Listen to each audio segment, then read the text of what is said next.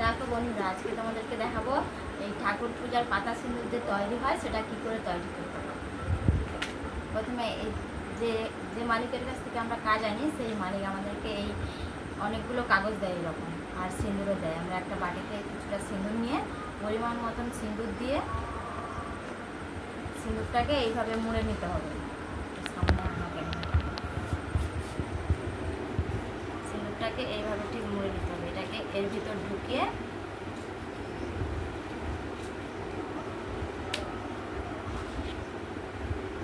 পরিমাণ মতন সিঁদুরটা দিতে হবে। এবার এইভাবে মুড়ে এপাশ মুড়ে এবার এই মুড়াটা এর ভেতর ঢুকিয়ে দিতে হবে।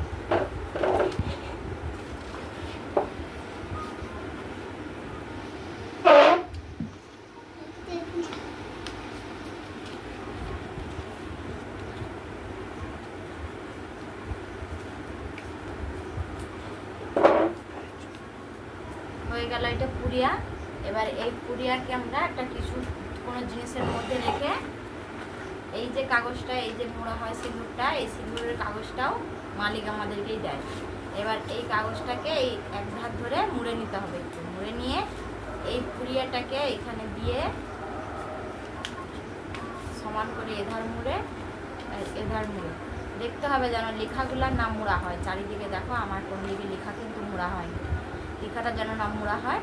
এরপর মাঝখান বরাবর মুড়ে তারপর এই পাশ মুড়ে দিতে হবে। মুড়ে দিয়ে এইটাকে ভেতরে ঢুকিয়ে দিতে হবে। আমি আবার একটা করে দেখাচ্ছি। দেখো এই মাঝখান মারে এনে এইখান থেকে মুড়ে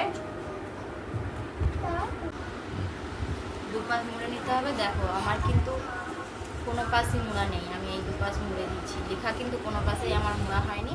এবার এই যে মাঝখানে যে লেখাটা আছে এই লেখা বরাবর কাগজটা মুড়ে দিয়ে এবার এইটাকে ঢুকে দিতে হবে। দেখো আমরা এই যে সিঁদুরের কাজ করি, এই সব সিঁদুর এইগুলো আমাদের মালিকের কাছে ঢুকতে হয়।